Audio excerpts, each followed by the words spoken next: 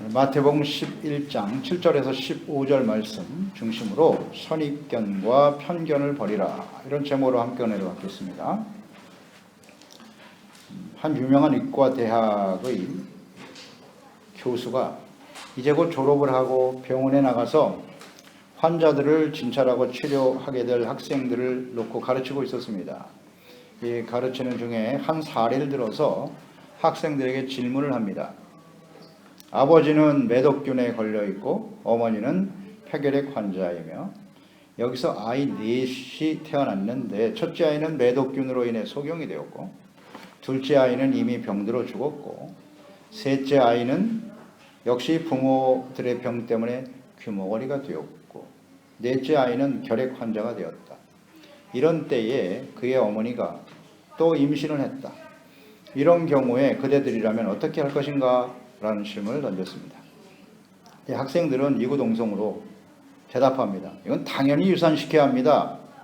아버지가, 어머니가 그런 심각한 질병에 처해 있는 상황에서 낳은 아이들도 모두 장애인이 되었다면 이러한 상태에서 다시 아이를 낳는 것은 너무 무책임한 태도이고 당연히 유산시켜야 됩니다. 라고 학생들이 대답합니다. 그러자 교수는 매우 심각한 어조로 대답합니다. 그대들은 지금 그 유명한 악성인 베토벤을 죽인 것이다. 우리가 아는 베토벤은 바로 그런 환경에서 태어난 사람입니다. 그런 열악한 환경에서 태어났습니다. 아버지는 매독 환자였고 어머니는 폐결핵 환자였고 형제들도 다 온전하지 못한 상태였습니다. 베토벤도 그런 악한 상황 속에서 태어나서 나중에는 귀머거리가 되고 말았죠. 하지만 불후의 명곡을 작곡하고 남겼다는 것이지요. 우리 인간의 판단과 사고가 얼마나 어리석고 잘못되기 쉬운가를 말씀해주고 있는 교훈입니다. 그래서 이 교수는 이런 말을 했다고 해요. 그대들은 환자들을 대할 때 이 사실을 잊지 말아라. 의학적인 지식이 좀 있다고 해서 함부로 수술하고 없애고 해서는 안 된다. 모름지기 하나님의 역사가 어떻게 이루어지고 있는가를 생각하고 늘 겸손한 자세로 신중하게 대처해야 할 것이다 라는 교훈을 주었다고 합니다. 선입견을 가지고 내린 결론은 편견을 낳습니다. 편견은 사람들 사이에 갈등과 분쟁을 일으키게 되는 것입니다. 그러니까 한 가지 잘못으로 인해서 그 사람 전체를 평가해서는 안 됩니다. 성경에 나오는 믿음의 사람들 중에 믿음의 조상 아브라함이 있습니다.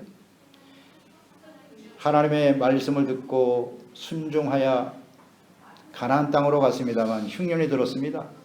애국으로 내려가지 말라고 했지만 먹고 살기 위해서 할 수 없이 내려갔습니다. 그때 아브라함은 자신이 혹시 바로 왕에게 죽임을 당할까 두려워 자기 아내 사라를 부인이 아닌 누이 동생으로 속이고 바로 왕에게 시집을 보냈습니다. 하나님이 역사하지 않았다면 큰일 날 뻔했습니다. 그러면 이 아브라함을 비겁하고 파렴치한 사람이라고 우리는 평가해야 할까요? 다윗, 위대한 하나님의 마음에 가장 합한 사람이라고 인정받은 다윗, 그의 부하 장군인 우리아의 아내를 바세바를 범하고 모살했습니다. 모함하여 살해했어요. 심각하죠. 그러면 우리는 이 다윗의 살인자요 가늠한 악한 자라고만 평가해야 할까요? 한 가지 사실만으로 그 전체를 평가하고 한쪽으로 치우치는 것이 바로 편견입니다. 대개 사이비 이단들이 성경의 한두 구절을 너무 강조하다가 이단이 되는 것입니다. 편견을 가지고 성경을 대하는 거예요. 매우 위험하죠.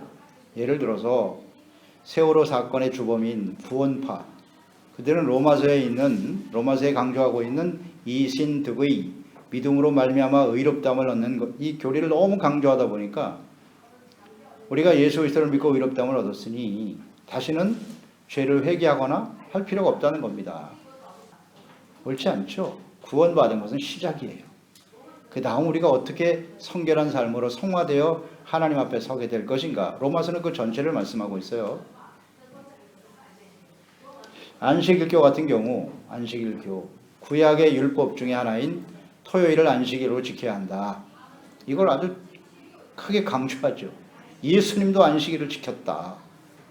그래서 안식일을 지키지 않는 것은 율법을 어기는 것이기 때문에 그건 구원받을 수 없다라고 계속 강조합니다. 정말 그렇습니까? 그럼 오늘날 예수 그리스도 주의를 섬기는 사람들은 다 구원받지 못한 사람들이에요? 이렇게 잘못된 편견을 가지고 선입견을 가지고 성경을 대하면 그것이 바로 이단이 되는 것입니다. 성경 전체를 이해해야죠. 전체에 나타난 하나님의 뜻을 이해하는 것이 대단히 중요한 것입니다. 그러니까 우리는 선행절에서 하나님께서 그리스도를 증거하기 위해서 보내신 세례 요한이 예수님에 대해서 의혹을 가지고 질문한 것을 보았습니다. 그러니까 세례 요한이 생각하는 예수 그리스도가 아니라는 생각을 하게 되었던 거예요. 예수님이 정말 그리스도 맞으시나? 우리에게 왕으로 오신 그리스도가 맞으신가? 그는 의혹을 가지고 있었다는 것이에요. 그런데 우리가 지난 시간 묵상해 보았듯이 세례 요한이 예수 그리스도에 대한 이런 잘못된 이해와 믿음을 가지고 있었던 모습이 예수님의 제자들에게도 나타났고 그 당시에 모든 그리스도인들, 예수님을 믿고 따랐던 사람들도 세례 요한과 비슷한 생각을 가지고 있었습니다. 세례 요한만의 문제는 아니었습니다. 특히 의혹을 제기한 세례 요한과 그의 사역을 부정하려고 하는 당시에 선입견을 가진 사람들이 있었다는 것이죠. 그래서 세례 요한이 이렇게 흔들리고 예수님에 대해서 의혹을 제기하는 것을 보면 그래서 예수님께서는 실족하는 믿음이라 예수님 때문에 실족하지 않는 사람이 복이 있다고 말씀하실 정도로 그 말씀을 하셨는데 그러면 세례 요한도 이거 온전한 사람이 아니라면 세례 요한이 증거한 예수님도 우리가 믿어야 될 그리스도가 아닌 것 아닌가? 이런 생각이 팽배하게 있었다는 거예요. 예수님이 이걸 감지하신 거죠. 세례 요한이 가지고 있었던 생각이 예수님의 제자들과 당시의 모든 그리스도인들에게 있었던 것이 사실인데 세례 요한 자체를 부정하려고 했던 거예요. 좀 마음의 의혹을 가지고 있었다고 해서 그럼 요한이 하는 사역도 잘못됐다? 그래서 예수님이 이걸 바로잡으시려고 오늘 본문 말씀을 하시는 겁니다. 세례 요한에 대한 잘못된 선입견은 곧 그가 증거한 예수 그리스도에 대한 편견과 선입견을 가질 수 있기 때문에 세례 요한이 정말 그런 사람일까? 아니라고 주님께서 이걸 바로잡아 주기 위해서 세례 요한에 대한 올바른 평가를 말씀하고 계신 겁니다. 예수께서 이 말씀을 하신 중요한 이유라고요. 첫째, 세례 요한에 대한 잘못된 편견이 있습니다. 7절로 8절에 보면 그들이 떠나며 예수께서 무리에게 요한에 대하여 말씀하시되 너희가 무엇을 보려고 광야에 나가느냐? 바람에 흔들리는 갈대냐? 그러면 너희가 무엇을 보려고 나갔더냐? 부드러운 옷 입은 사람이냐? 부드러운 옷을 입은 사람은 왕궁에 있느니라. 이렇게 말씀하셨어요. 당시에 많은 사람들이 세례 요한이 그리스도가 아닌가 생각할 정도로 이 세례 요한을 믿고 따랐습니다. 그리고 그가 베푸는 회개 세례를 받았습니다. 하지만 세례 요한이 당시에 절대 권력자인 헤롯 왕, 그의 왕비인 헤로디아, 그들이 근친상간을 행한 것으로 범죄한 것을 정확하게 지적해 버렸어요. 그것이 옳지 않다고. 권력자의 마음, 그 잘못을 지적함으로 인해서 미움을 사서 감옥에 갇힌 것 아니겠습니까? 그래서 마태복음 11장 3절에 보면 예수께서 여짜오되 오실 그이가 당신이오니까 우리가 다른 일을 기다리오리이까? 이렇게 권력자의 잘못도 지적하면서 회개하도록 외쳤던 정말 소신이 있는 하나님의 말씀대로 순종했던 세례 요한인데도 예수님에 대해서 다른 그리스도를 기다려야 하느냐랄 정도로 지금 흔들리고 있었단 말이에요. 그러니까 당시에 대부분의 사람들이 세례 요한과 같은 생각을 가지고 있었던 것이 사실이에요.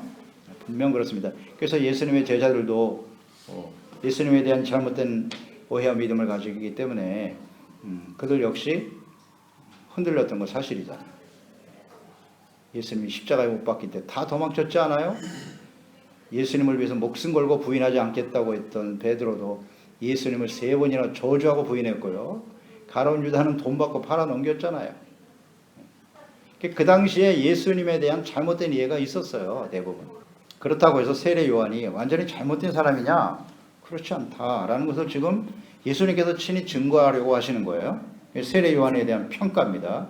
그러면서 이 세 가지 질문을 던지셨는데 세례 요한에 대해서 먼저 예수께서 무리에게 요한에 대하여 말씀하시되 너희가 무엇을 보려고 광야에 나갔더냐? 바람에 흔들리는 갈대냐? 이런 질문을 하셨어요. 이건 세례 요한에 대해서 지금 예수께서 말씀을 하려고 하시는 것인데, 그러니까 사람들이 광야는 광야에서 외치는 세례 요한의 사역을 의미하는 것이죠.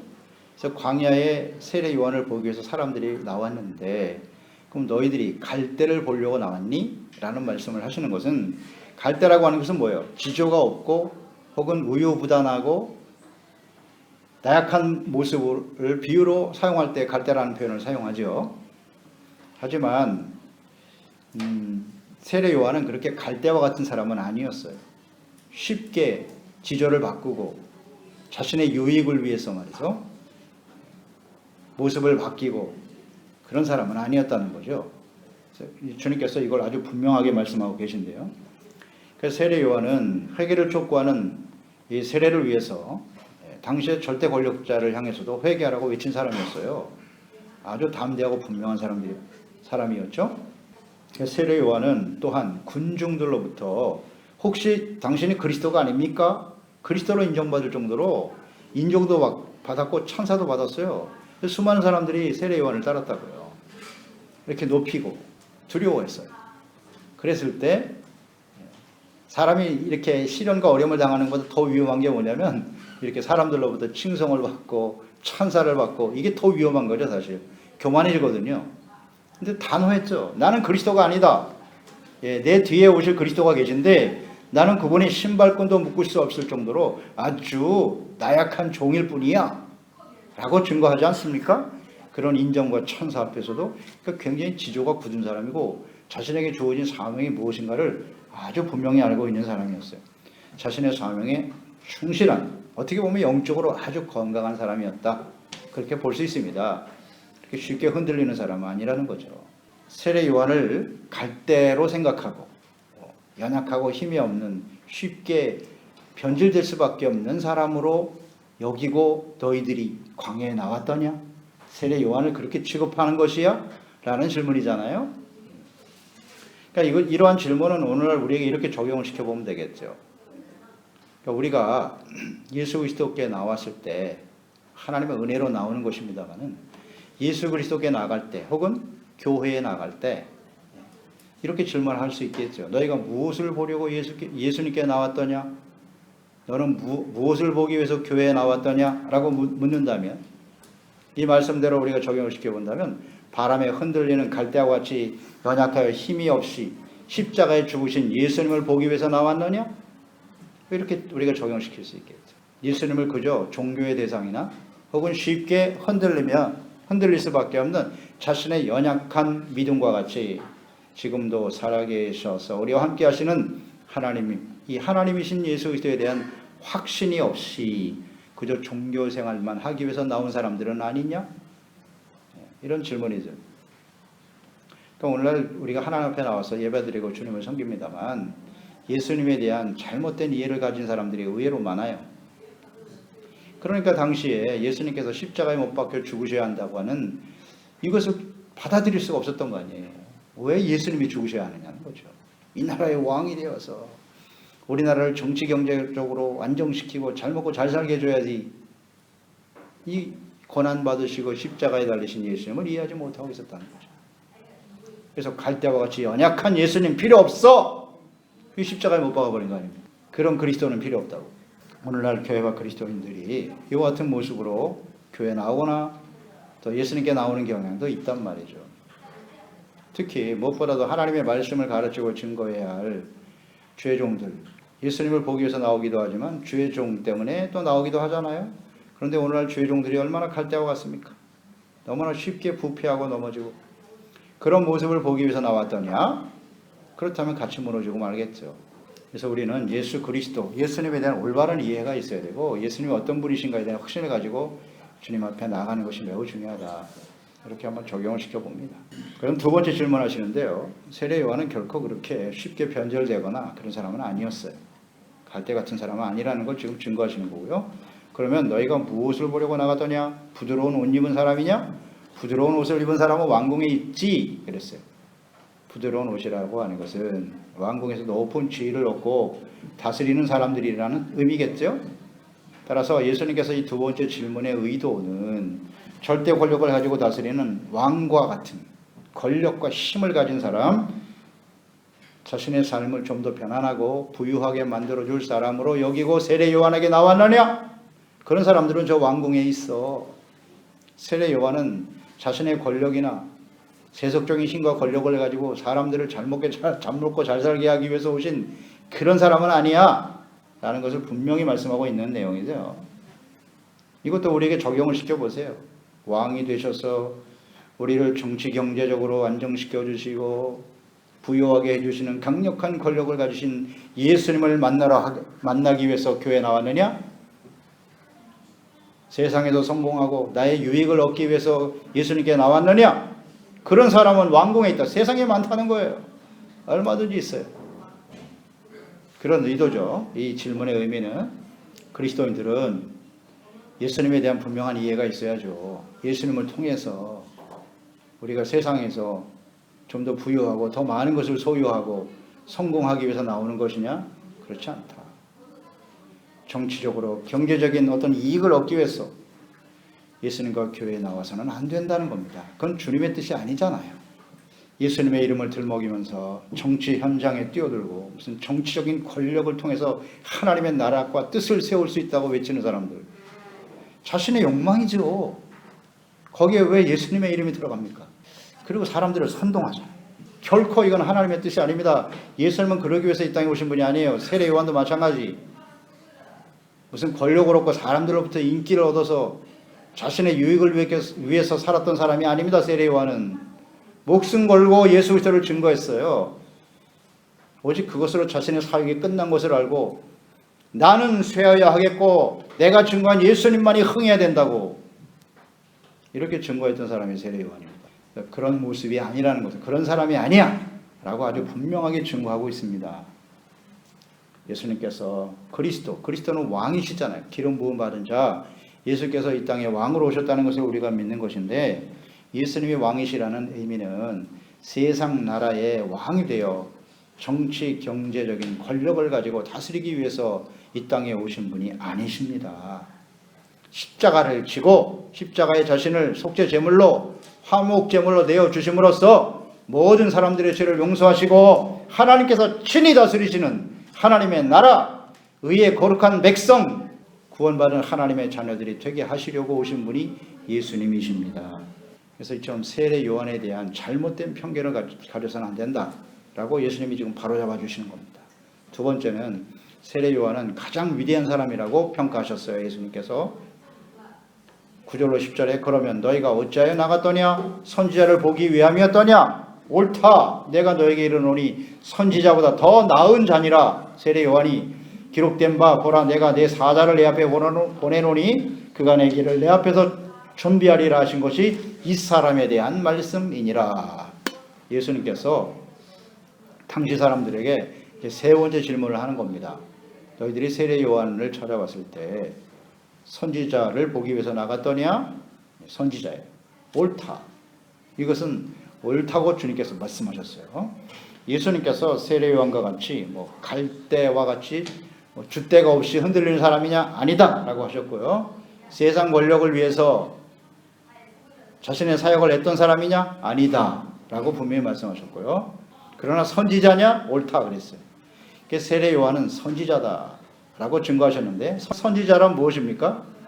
하나님의 영으로 감동되어 하나님의 음성, 말씀을 직접 듣거나 혹은 하나님의 말씀을, 하나님이 주신 지혜를 가지고 하나님의 말씀을 바르게 깨닫고 전달하고 증거하는 사람이 선지자입니다.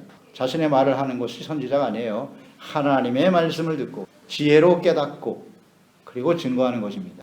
자기 말을 하는 사람은 거짓 선지자죠. 하나님의 이름을 들먹이고 예수님의 이름을 들먹이면서 내가 무엇을 받았다, 하나님께로부터 무슨 음성을 들었다, 성경에 없는 이야기를 하는 것은 다 가짜입니다. 하나님 말씀을 전해야지. 그게 참된 선지자인데요. 이 선지자가 언제부터 사역을 시작했는고, 사사시대 이후에 마지막 사사이며 제사장이고 선지자였던 사람이 사무엘입니다. 사무엘 시대에 이스라엘 백성들은 이제 하나님의 다스림을 거부했어요. 하나님이 왕이 되어 다스리는 삶을 싫어하면서 사람이 왕이 되어 우리도 다스려 주세요, 이방인들처럼. 사무엘이 굉장히 마음이 상했죠. 이것 때문에 마음이 아파했을 때 하나님이 하신 말씀, 사무엘아, 너무 걱정하고 근심하지 마. 너를 버린 것이 아니라 저들이 나를 버렸어. 나를. 그러면서 하나님이 사울 왕을 왕으로 세웠어요. 그래? 너희들이 왕이 필요하다고? 한번 해볼까? 허용하신 거죠. 허용. 사울 왕으로 시작된 이스라엘의 역사는 어떻게 끝났나요?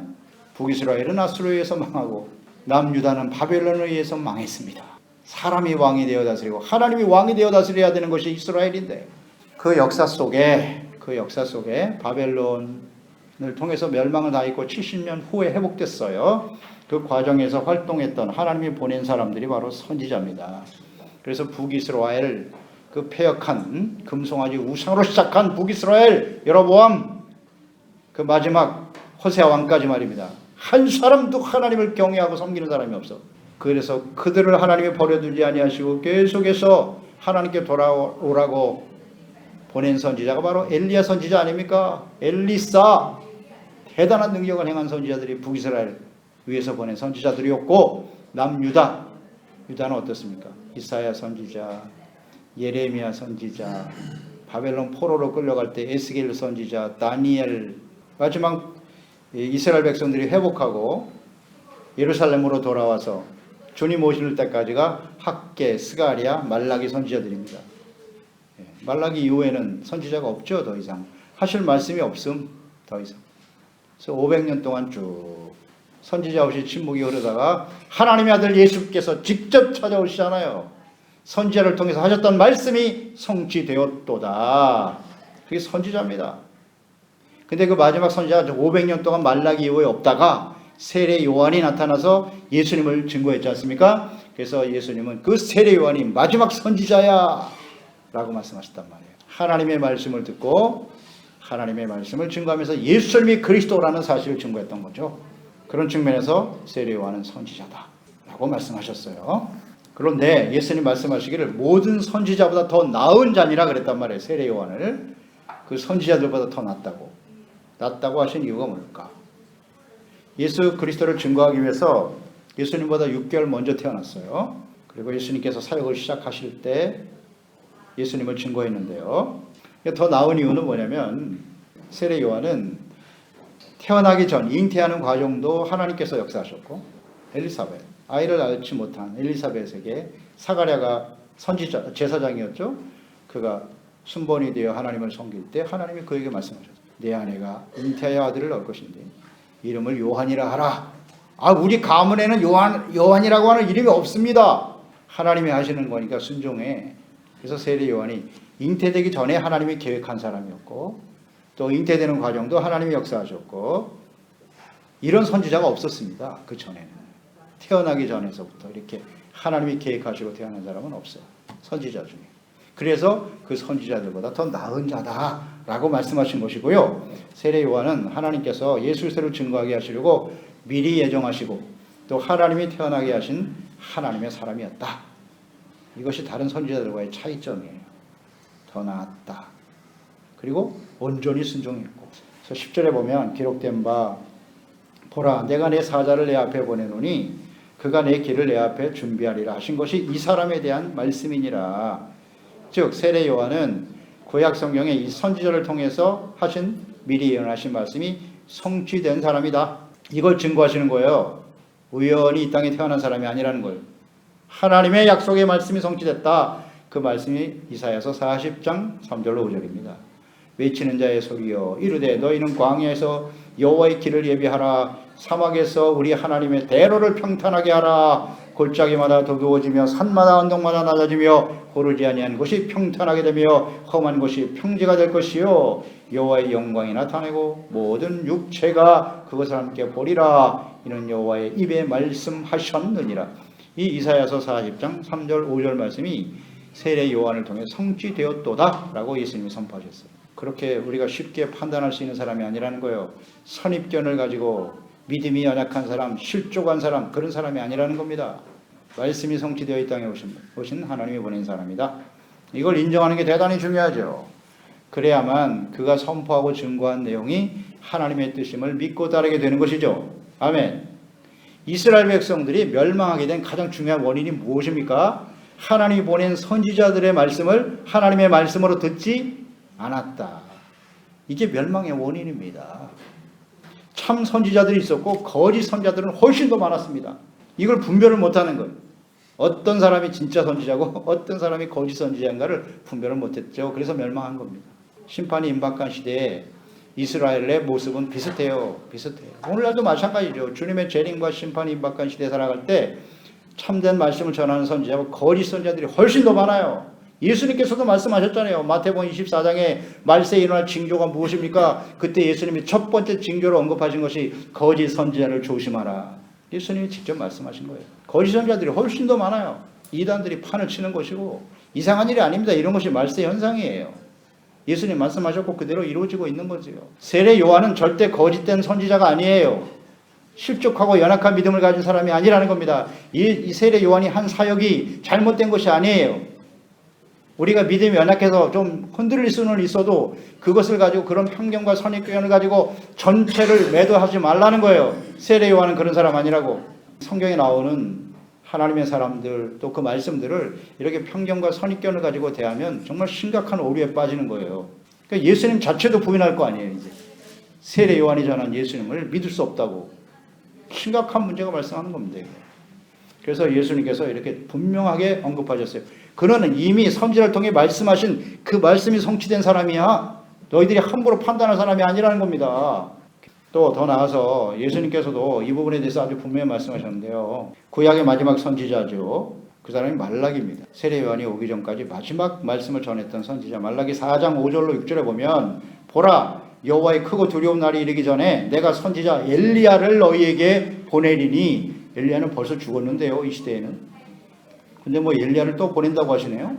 그가 아버지의 마음을 자녀에게로 돌이키게 하고 자녀들의 마음을 그들의 아버지에게로 돌이키게 하리라. 돌이키지 아니하면 두렵건대 내가 와서 저주로 그 땅을 칠까 하노라 하시니라.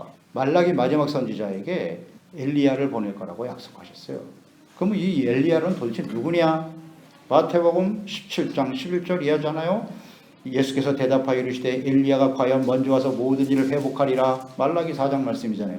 내가 너희에게 말하노니 엘리야가 이미 왔으되 사람들이 알지 못하고 임의로 대오하였느니라.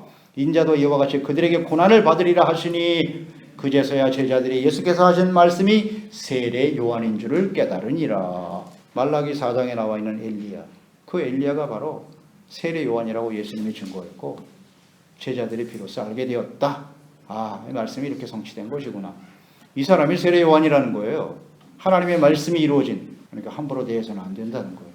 하나님의 말씀대로 이루어지는 것이다. 이어서 마태복음 11장 12절이죠. 11절 12절에 내가 진실로 너에게 말하노니 여자가 낳은 자 중에 세례 요한보다 큰 이가 일어남이 없도다. 이것도 대단한 평가입니다. 그러나 천국에서는 지극히 작은 자라도 그보다 크다. 세례 요한의 때로부터 지금까지 천국은 침노를 당하나니 침노하는 자마다 빼앗느니라. 자, 세례 요한이 여자가 낳은 사람들 중에 가장 위대하다. 여러분 이거 어떻게 이해하십니까? 여자가 낳은 게 전무후무하다는 거예요. 여자로 태어난 모든 사람 중에 가장 위대하다. 자, 우리 역사를 한번 생각해 보세요. 성경 역사에도 보세요. 위대한 사람들이 얼마나 많아요. 지혜가 있는 사람도 있고 또 위대한 업적을 쌓은 무슨 왕, 권력자, 지도자들 많지 않아요? 그런데 그 여자가 낳은 모든 사람들 중에 가장 위대한 사람이 세례 요한이랍니다. 이게 무슨 뜻일까요? 세례 요한이 왜 가장 위대한 사람인가? 성경에 보면 위대한 종들도 많은데 왜 이런 말씀하셨을까?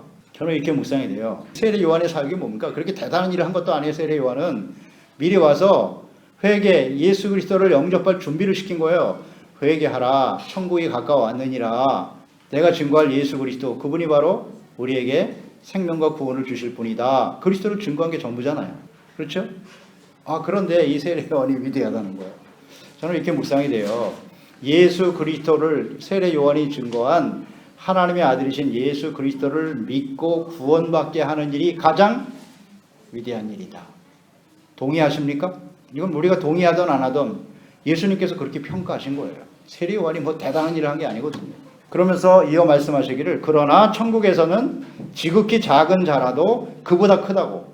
세례 요한보다 크다. 세례 요한의 때부터 천국이 침노를 당하고 있고 침노하는 자가 빼앗는다. 천국으로 이어서 말씀하셨네요. 그래서 연결해서 생각해 보면 세례 요한이 가장 위대한 사람이지만 천국에 들어가는 사람들은 그 천국에 있는 지극히 작은 자보다도 오히려 그 사람들이 더 크다는 거예요. 세례 요한보다.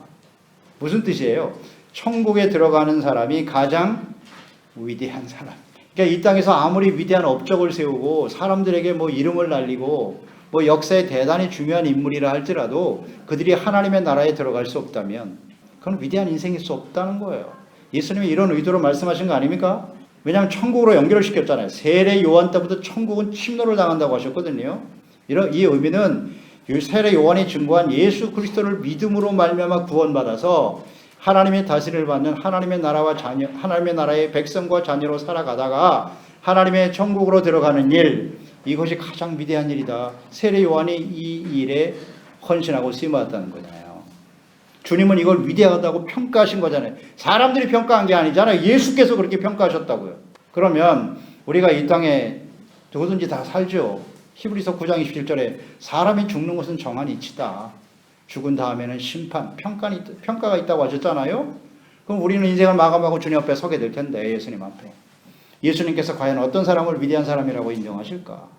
그런 걸 생각해 보는 겁니다. 사도 바울 위대하죠. 사도 바울도 위대한 일을 했죠. 근데 세례 요한은 결국 예수님을 증거하다가 목배임을 당해서 그것도 순교를 당했잖아요. 그런데 그 사람을 위대하다고 인정하신단 말이지. 아, 그렇구나. 예수 그리스도를 증거하고 예수님을 통해서 많은 사람들이 구원을 받게 하고 생명을 얻게 하는 일. 여기 기초를 세운 사람이잖아요. 세례 요한이 어떻게 보면. 그렇죠? 세례 요한이 시작이잖아요. 시작. 여기서부터. 천국 복음이 여기서부터 시작된 거 아니에요. 아, 이런 사람을 하나님이 귀하게 여기시는구나. 그래서 모든 선지자와 율법이 예언한 것이 요한까지라고. 만일 너희가 즐겨받을진데 오히려 오리라 한 엘리야가 바로 이 사람이야 라고 증거했단 말이죠.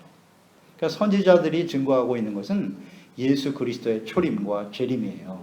예수님이 이 땅에 사람의 몸으로 오셔서 그리스도를 통해서 우리가 죄사함 받고 구원받아 하나님의 다스림을 받는 하나님의 나라가 이 땅에 이루어지리라. 이게 하나님의 뜻이거든요. 이것을 묵묵히 예수 그리스도를 증거하며 헌신했던 사람이 세례 요한이고 하나님은 이런 사람을 위대한 사람이라고 평가한다. 아멘입니다. 그래서 우리가 선행절에서 세례 요한이 좀 흔들리긴 했지만 정말 예수님이 그리스도 맞으세요? 다른 그리스도를 기다려야 하나요? 라는 생각을 품었을지라도 그는 마지막까지 순교를 당할 정도로 믿음을 지켰던 아주 온전한 믿음의 사람이었고 주님은 그런 사람을 귀하게 여기신다. 그래서 마지막으로 이 말씀 전체적으로 요약하면서 우리가 한편으로 위로를 받는 거예요. 야, 세례 요한같이 위대하다고 하나님 앞에 인정받은 사람도 때로는 약간 실족할 수도 있구나. 흔들리기도 하네. 당연하지 않아요? 우리도 예수 그리스도를 믿고 지금까지 우리의 삶의 여정을 돌이켜보세요. 완벽했습니까? 아니요. 때로는 넘어지고 의심할 때도 있어요. 그렇지만 우리가 우리를 구원하신 하나님의 뜻을 분명히 알고 나의 삶을 통해서 예수 그리스도가 증거되고 예수 그리스도를 통한 하나님의 나라와 뜻을 세워가는 일에 우리가 정말 확신과 믿음을 가지고 마지막까지 달려갈 수만 있다면 이것이 진정 위대한 인생이 아니겠습니까? 그러니까 우리 성도들 간에 예수 믿고 구원받은 성도들 간에 너무 한 어떤 작은 사건만을 가지고 실족한 그 모습만을 가지고 전체적으로 매도하거나 하지 말자는 거예요. 편의권이나 선입견을 갖지 말자. 예수님도 그렇게 말씀하지 않으시니까. 그래서 우리가 서로를 소중한 하나님의 사람으로 인정하고 함께 하나님의 뜻을 세워가는 종들이 됩시다. 기도하겠습니다. 하나님 아버지, 오늘도 주님의 말씀을 통해서 예수님께서 왜 이 말씀을 하셨는가, 예수님의 뜻을 우리가 묵상해 보았어요. 한순간 예수님에 대한 잘못된 이해와 믿음으로 흔들리고 있었던 세례 요한이었지만 그것은 요한만의 문제가 아니었다는 거. 그 당시에 예수님의 제자들도 다 예수님 버리고 도망쳤습니다. 그리고 대부분의 예수님을 따르는 사람들이 예수님을 십자가에 고난받으시고 죽으시는 이 소중한 주님의 뜻을 이해하지 못하고 있었거든요. 그런데 주님께서는 그러한 세례 요한을 가장 위대한 사람이라고 평가하셨고요. 예수님께서요. 선지자보다 가장 더 나은 자요 큰 자라고 하셨네요. 이것은 예수 그리스도를 통한 하나님의 구원의 역사를 위해서 준비하고 증거했던 삶이기 때문이다. 다시 한번 생각합니다. 어떤 것이 위대한 인생인가? 어떤 사람이 위대한 사람일까요? 예수님께서 말씀하신 것처럼 비록 우리가 온전하지 못하지만은 예수 그리스도의 복음을 전파하고 하나님의 나라와 뜻을 세워가는 일을 위해 헌신하는 이것이 가장 위대하고 또 이 일을 위해서 함께 헌신하는 우리들이 소중한 사람임을 확신하면서 함께 믿음으로 승리하며 전진해 가는 저희들이 될 수 있도록 도와주세요. 예수님의 이름으로 기도드리옵나이다. 아멘.